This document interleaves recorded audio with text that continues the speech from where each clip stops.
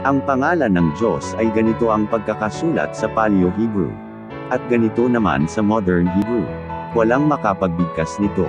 Kaya isinalin sa YHWH at linagyan ng vowels at tinawag na Yahweh.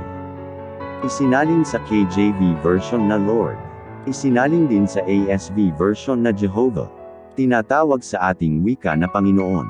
At sinabi pa ng Diyos kay Moises, ganito ang sasabihin mo sa mga anak ni Israel, sinugo ako sa inyo ng Panginoon, ng Diyos ng inyong mga magulang, ng Diyos ni Abraham, ng Diyos ni Isaac, at ng Diyos ni Jacob. Ito ang aking pangalan magpakailanman, at ito ang aking pinakaalaala sa lahat ng mga lahi. Ako ang Panginoon, na siyang aking pangalan, at ang aking kaluwalhatian ay hindi ko ibibigay sa iba, o ang aking mangkapurihan sa mga larawang inanyuan.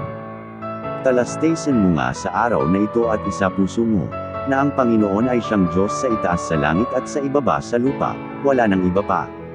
At nasusulat, sapagkat aking ihahayag ang pangalan ng Panginoon, dakilain ninyo ang ating Diyos.